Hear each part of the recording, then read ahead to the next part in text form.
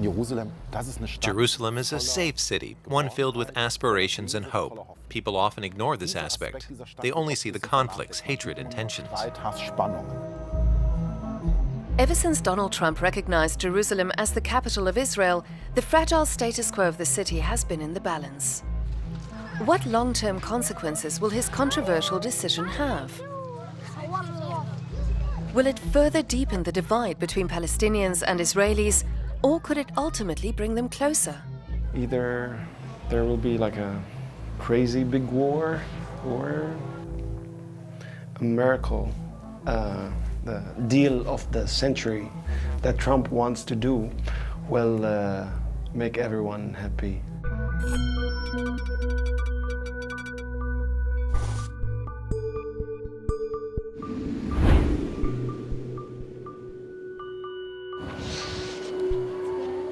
Shmuel Kahn is relatively unfazed by the uproar surrounding the US president's decision to move the American embassy to Jerusalem. For Israel, it's been clear for a long time that Jerusalem is its real capital.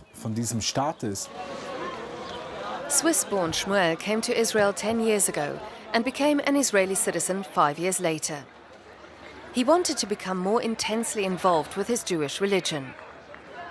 He studied Hebrew and became a tour guide. Shmuel lives close to the government district in the western part of the city. After he got married, his wife Efrat moved here from another part of Israel to be with him. Their small apartment is full of their wedding photos. The two are making plans for their anniversary. But no one in Israel can completely escape into private life. Politics is everywhere here. The Kahns can see the Israeli parliament building from their kitchen window. You can see the Knesset behind me, and there's the Supreme Court over there. Trump's decision, or the decision by the European countries on whether Jerusalem is the capital or not, won't make much of a difference. All the heads of state have been here to visit the Knesset, whether they recognize Jerusalem as the capital or not. The majority of Israelis probably see things that way too. You can see that from the posters hanging everywhere. But that's not the real issue. The Palestinians also claim Jerusalem as their main city. They feel as humiliated as the Israelis feel vindicated.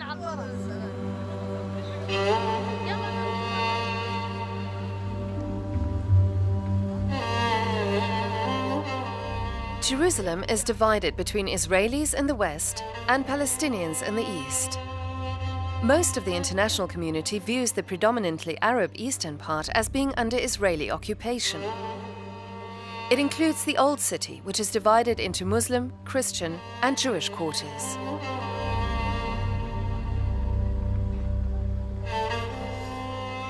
Here on the Temple Mount, the Western Wall and the Al-Aqsa Mosque, holy sites of Judaism and Islam, are crowded side by side. It's usually pretty harmonious in Jerusalem, and that's how it should stay. But of course, there are tensions here. The Temple Mount is a huge religious magnet, charged with historical and archaeological meaning. And then there's the political aspect. If things get a bit shaky, it can lead to unrest.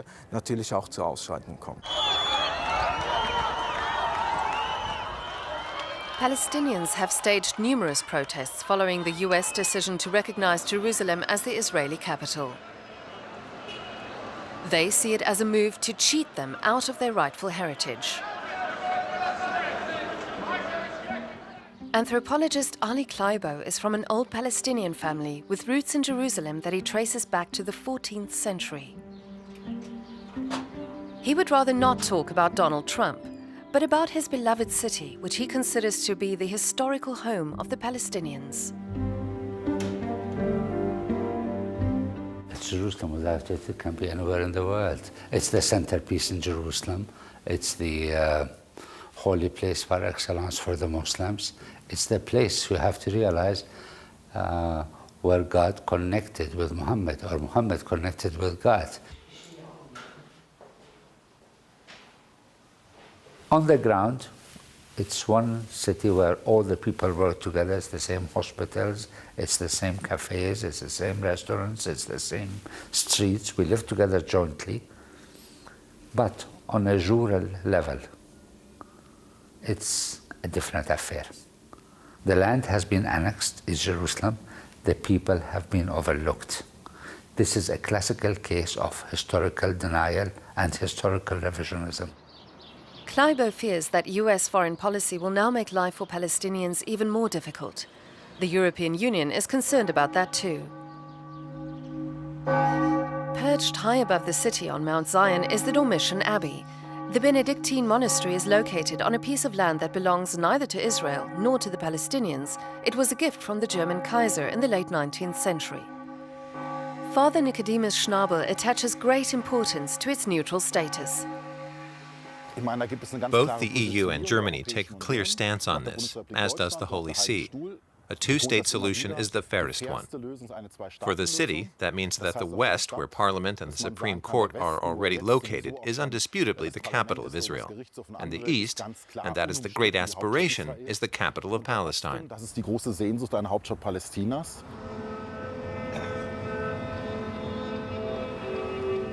is the wall, do you see it? We'll be coming close to it so you'll get a better view. The wall is the most visible symbol of division. The Israelis have been building it as a protective barrier against suicide bombers since early 2000. The demography of Jerusalem has been tampered with, such as to make the Jewish majority and an Arab minority. The Israeli narrative has deployed that this is the homeland for the Jews. This is the narrative that Trump played with, and he really should not have interfered. He legalized, he sanctified, he gave credibility to the Israeli narrative in which they overlook and deny Palestinian rights to be here. In Father Nicodemus's view, Palestinians and Israelis have equal claims to sovereignty over the Holy Land. Both sides have understandably deep yearnings. The Israelis long for security. They say if it had been up to Hitler, we would no longer exist. And we're surrounded by states that hate us, refuse to recognize us, and want to annihilate us. On the other hand, there's the Palestinians' no less plausible longing for freedom. They say, we didn't send anyone to the gas chambers.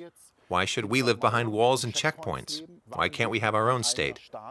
It's about a people's right to self-determination, which is fundamental. So the question is, how do we reconcile these two often competing yearnings? Scenes like this one, filmed by a security camera at West Jerusalem's central bus station, are also fueling Israeli demands for more security. A Palestinian stabs an Israeli man and runs off. Such incidents have hit Sarah Moyetsky very hard. A native of Hamburg, she became an Israeli citizen last November. As a Jew, she no longer felt comfortable in Germany. She had been thinking of emigrating to Israel for a long time and finally decided to do it. Als ich hierher gekommen bin, war ich vielleicht noch ein bisschen naiv zu denken. When I first came here, I was maybe a bit naive and thought for sure peace would eventually come, and that there were lots of great Palestinians who were really open. Now, after this, I find it very hard to believe in peace. It may be only a few thousand, but 9 out of 10 of them I've spoken to say the Jews should be driven into the sea. As a journalist, Sarah follows developments in and around Israel closely. Does she believe that the new American policy regarding Jerusalem will change anything in the long term? I always wonder what peace dialogue everyone is talking about. There are so many people here who don't want to share Jerusalem. They don't even want to share Israel. They don't view Israel as Israel, but say it should be all Palestine. So for me personally, what Trump did is okay. Who knows, maybe he even kicked off something that was long overdue.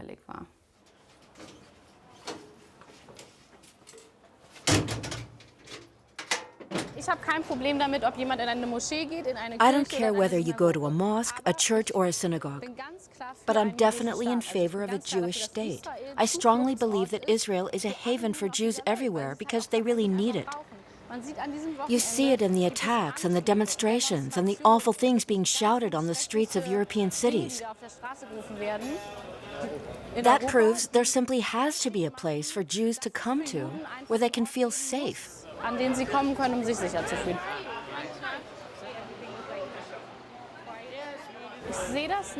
I don't see this as being at the expense of the Palestinians, because I know a lot of Israelis who say, we'll share the city, we all live well together.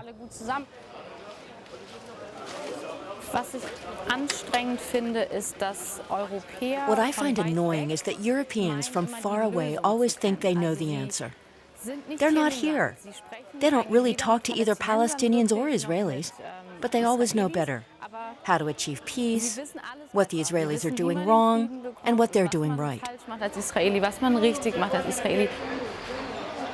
Too much international attention to every twist and turn in the Israeli-Palestinian conflict?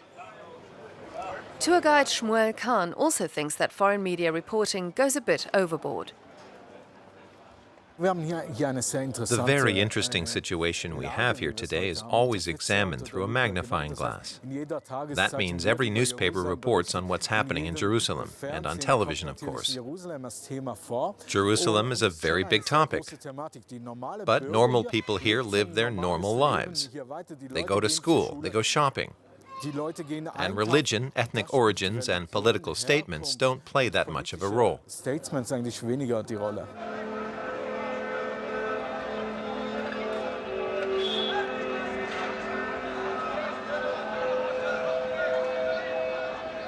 But a lot of people in the Palestinian part of the city would disagree.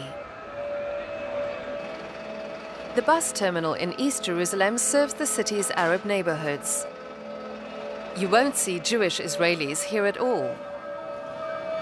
One of the passengers is Muhammad Mughrabi, a musician. Does he believe in the peaceful coexistence that Shmuel described? I like Jerusalem and I hate it at the same time. It's like, on paper, it's very diverse and multicultural, all kinds of religions, and you have people, tourists from all over the world all the time. But the reality is very separate. There's like a fine line between East Jerusalem and West Jerusalem, where people from the East Jerusalem don't go to West Jerusalem, and people from West Jerusalem don't go. Muhammad lives in the Shuafat refugee camp in eastern Jerusalem, which is behind the security wall.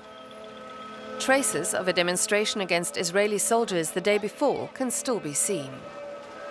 Israel controls the entrance and exit to the camp, while the rest of it is mainly under United Nations administration. Jerusalem is a very violent place for children, and it's terrible. You have kids, children singing about killing people, about committing suicide for your homeland. I don't see the point. I understood that I want to live for my homeland, to build it, not to die for it. It's a long process. Change does not happen quickly. You don't have to ask anyone here about the USA. Most Palestinians have lost faith in America as a mediator in the Middle East conflict, especially in the wake of Trump's decision. But Muhammad Mughrabi is certain of one thing. He is sick and tired of all the violence. Too much violence. And in 10 days, 3 kids from the refugee camp got killed by the soldiers, and I had a very, very strong depression. Muhammad also feels responsible for the death of one of his fans, who went out to demonstrate after listening to his angry songs and was killed in a clash with Israeli border guards. Since then, the rapper has adopted a more conciliatory tone. Yeah, that's right, I'm a Palestinian refugee, and that's why I got my energy. Peace, Love and Refugees is the title of one of Muhammad's music videos. It even has Hebrew subtitles in an attempt to build bridges to Israelis. But he wonders whether the other side has even noticed.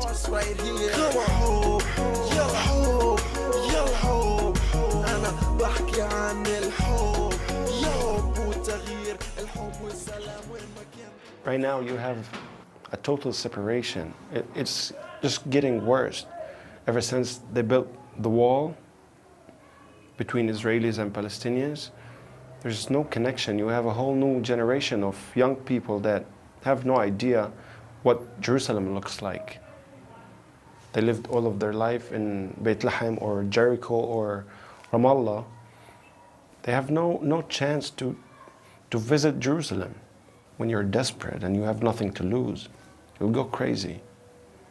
But if you're like comfortable and going to the beach and having a nice time, why bother change? Mohammed is putting the ball in the Israelis' court. But is he right in the assumption that Israelis don't want to change anything? We ask Shmuel Khan if he has Palestinian friends. Most of the people I work with in tourism, their hotel staff and drivers, are Muslims living in the eastern part of Jerusalem or in the northern and southern parts of Israel. I have very good relations with them. We talk to each other and have very friendly relationships as far as work goes. Then it doesn't really matter whether I'm Jewish or Christian or Muslim.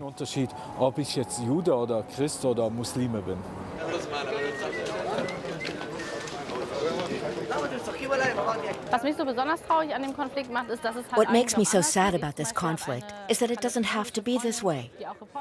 I have a friend who's Palestinian. She's a reporter who lives in Ramallah.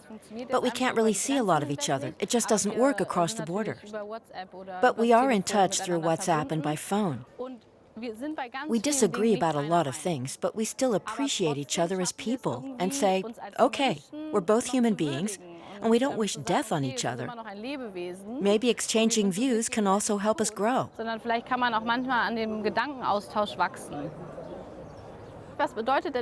what does tolerance actually mean?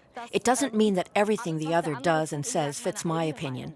Tolerance means we're different and see things differently, but I still accept that, and I'm willing to let them live their lives if I can live my life too. Jerusalem's Palestinians complain that they are mistrusted as a group. Since the unrest following Trump's decision, suspicion has been on the rise again. Here, Israeli border police are searching a young Palestinian.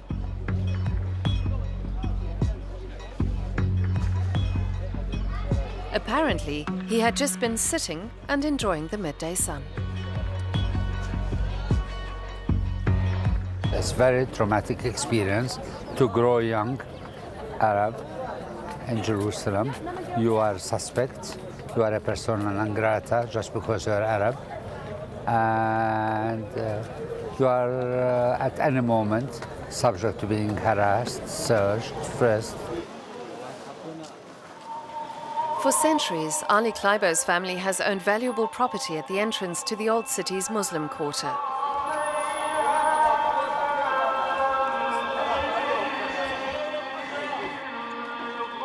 He knows almost all the merchants here.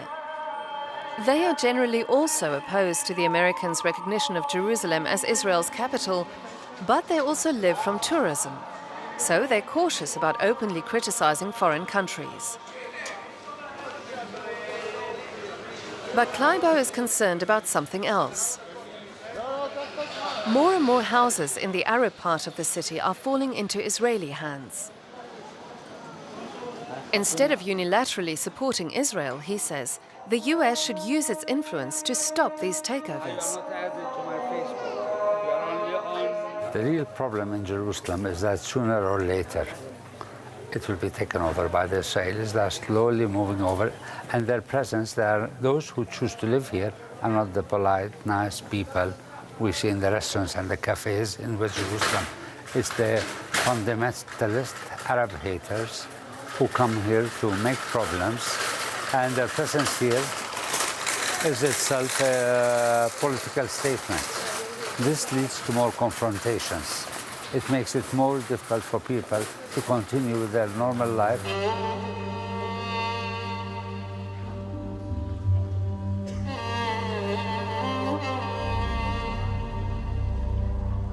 We are, I feel, one of the last generations that see an Arab city still inhabited by Arabs. It's become more and more impossible for us to survive here. So my daughter will, I'm sure she would love to live here, but I'm sure it will be very difficult for her to live here.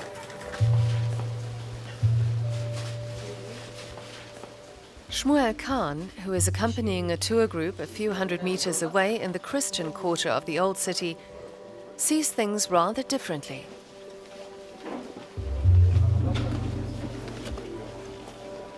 A lot of things in our day-to-day lives are actually going well. Here we're on a street where we see pilgrims going to the Church of the Holy Sepulchre, and I'm standing here as a Jew next to Muslim merchants over there.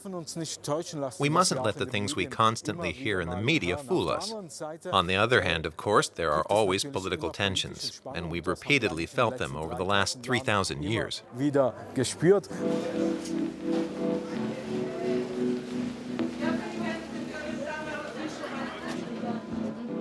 The souvenirs here aren't just being sold to the three religions, but also to the different ideologies. We have the Israeli army here. America, don't worry. Israel is behind you. On the one hand, a very clear statement. On the other hand, we also see maps of Palestine showing it occupying the whole of today's Israel. And I love Palestine, freedom for Palestine. So different ideologies all in one place. And they aren't just bought by tourists, but by locals. Conversely, that means, as far as business and tourism is concerned, you can sell everything and everything is permissible. This is where we see togetherness and mutual opposition in one place.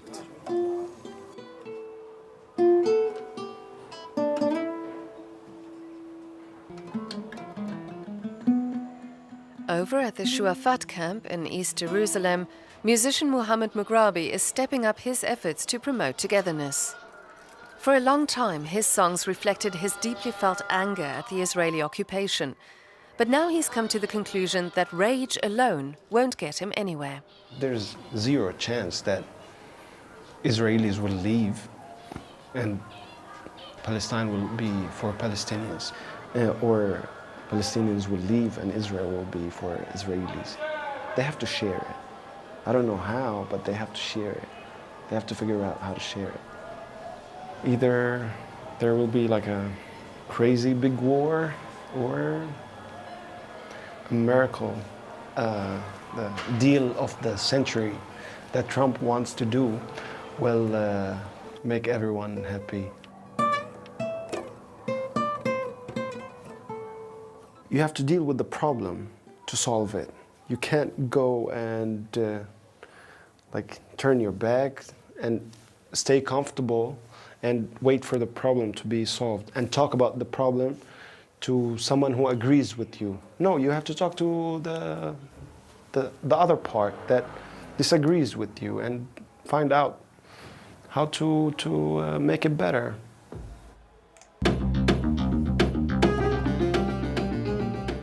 Now he increasingly performs in Israel and collaborates with Israeli musicians who invite him to their concerts.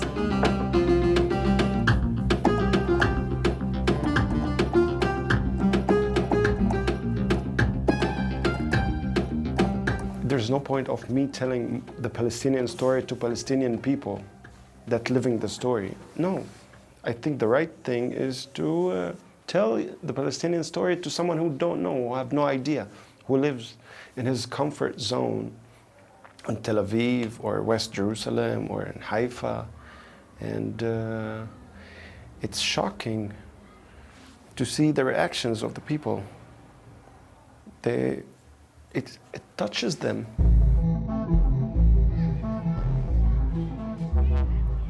Perhaps the way forward lies less in international politics and more in small steps towards reconciliation on the ground, and perhaps also through the younger generation. In Israel's regular education system, Arab and Israeli students are taught in separate classes. But in this school, Jews and Muslims have lessons together, and teaching is in both Arabic and Hebrew.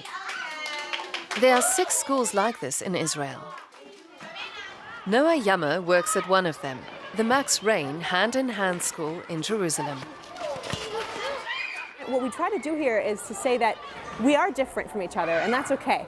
We don't ignore those differences. We put them on the table and talk about them. And that really helps the kids connect, because they don't think they have to push away who they are. They can be exactly who they are and still be with the people who are different than them. Donald Trump's decision has also been discussed with the pupils here. Palestinian history teacher Haneen Hussein explains how they did it.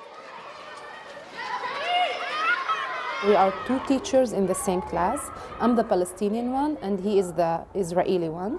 So we bring together each narratives equally, and sometimes we switch roles between us just to let this be a model for our kids. We also learn to understand that we don't have to agree, but we do have to listen. And when we listen and we disagree, then we understand that we have a shared future, no matter what. Hundreds of children are on the waiting lists for the schools, and more are already being planned. Launched 20 years ago by Israeli and Palestinian parents, this model seems to work.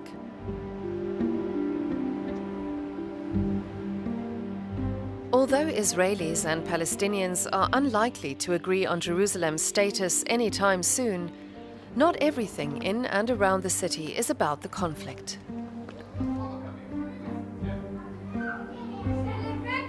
Nobody knows what impact Trump's move will have in the long run. But at the beginning of last Hanukkah, the Jewish festival of lights, the mood on the Israeli side was optimistic.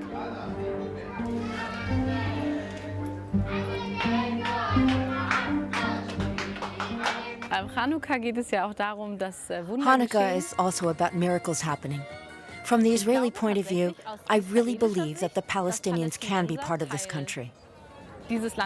I don't believe we have any problems with coexistence. Of course, there are certainly radicals on our side who disagree. But we are living together, and Palestinians and Israelis, or Jews, are even intermarrying. It can work.